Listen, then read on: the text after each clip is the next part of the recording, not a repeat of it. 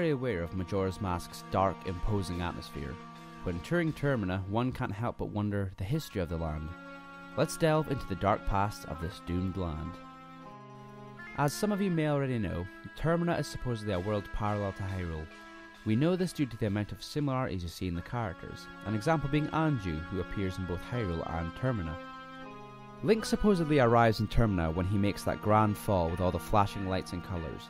This leads to that one fan theory which we're not going to be discussing today, but based on this we can assume this first part takes place in some unknown region of Hyrule, which shows that you can, with the right tools, leave Termina whenever you like, providing that this is in fact the entrance. As we see Skull Kid in Termina long before he gets the Majora's Mask, yet here he is back in Hyrule.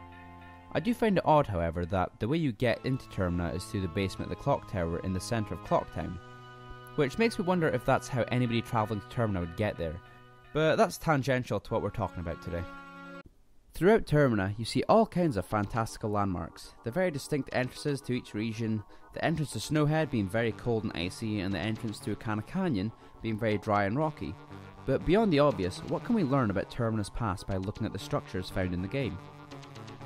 Ikana Canyon is probably my favourite location in the game in terms of wild speculation as to the land's history, but before I begin, let's backtrack just a bit to cover the Majora's Mask itself, which is said to originate from an ancient tribe supposedly used during the tribe's hexing rituals, hexing simply being evil magic. You could compare it to something like voodoo, wishing bad luck on someone.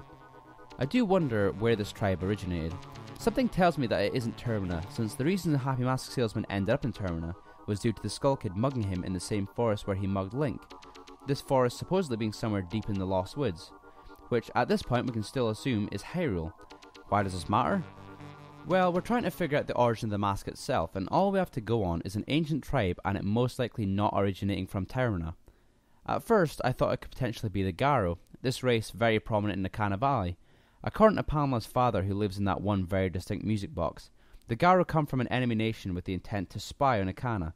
By spying on Ikana, I'm pretty sure what they mean is spy on the monarch, Egostu Ikana, in the ancient castle of Ikana, but sadly this never turned up anything.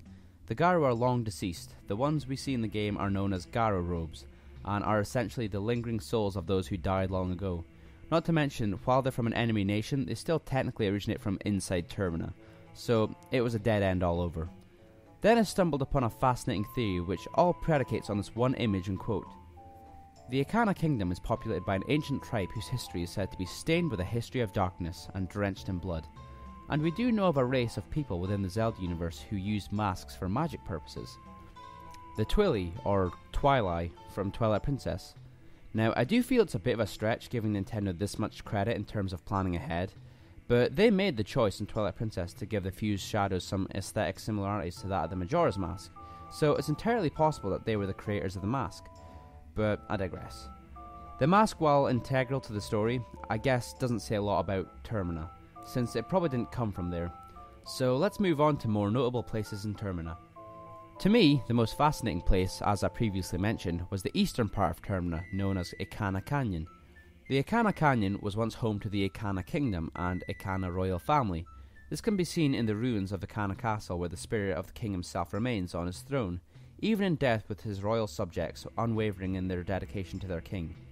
Not much is known about the circumstances which led Ikana Kingdom to fall and become a land where only the dead roam. All that we know about its history is that the Ikana Kingdom were in some kind of intense war and rivalry with the Garo, so much so that they still fight even though the Ikana Kingdom has fallen and both the Ikana and Garo are dead. They linger on as angry spirits spiting each other. But there's something even more curious about the Ikana Canyon than the undying feud between the royal family and the Garo, and that is the elusive stone tower. Where did it come from? Who supposedly built it? The stone tower is one of the most talked about parts in the game.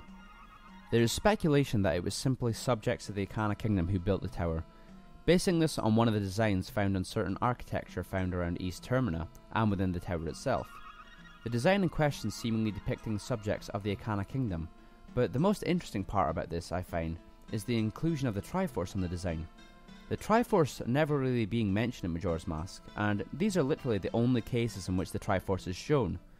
Some using this as evidence for one of the most interesting theories regarding the stone tower, Termina's Tower of Babel theory.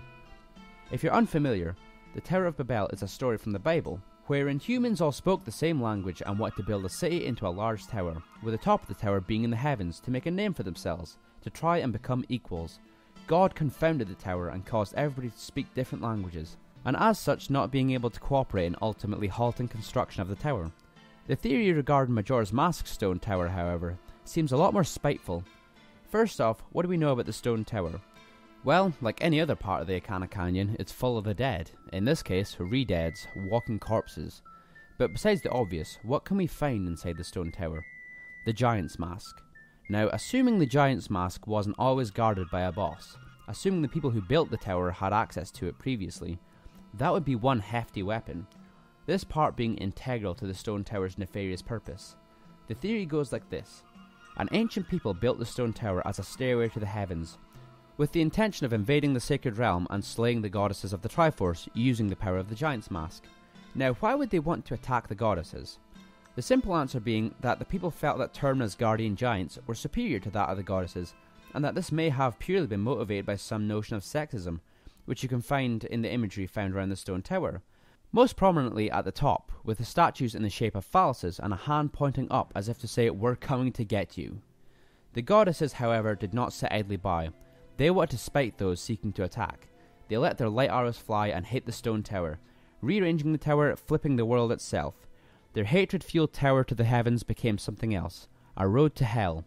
This hell being a dark realm consisting of a vast desert, scorched by violent sandstorms, and in this realm there lived an evil monster, which had been sealed away after its makers realized the extent of its dark powers. It was Majora's Mask. The people delighted in their discovery of such a powerful relic, brought it back with them into their world. They built monuments to the mask throughout the world, and so their world became marked by the devil. The cursed land was given the name Termina because it was doomed to end. This theory implying that the mask came from within Termina itself, or at least someplace reached via Termina, but still a fascinating theory about the hubris of man and the cruel, unforgiving nature of gods. I hope you enjoyed this little rundown. I just wanted to cover some of my favourite theories regarding this game's lore. The beauty of Majora's Mask is that the dark atmosphere makes you curious as to the history of the land, and Nintendo sprinkles minute details all throughout the game, which can lead to people's speculations, and it makes for a truly unique game. There are plenty more interesting theories about this game, such as Link being dead or Skull Kid being a rejected prophet. All the effort put into this game through speculation, and even things like the Ben drowned creepypasta, really show the impression this game left on people, being deeply rooted in history as one of the most compelling and adult Zelda games, unmatched in atmosphere and intrigue. Thanks for watching.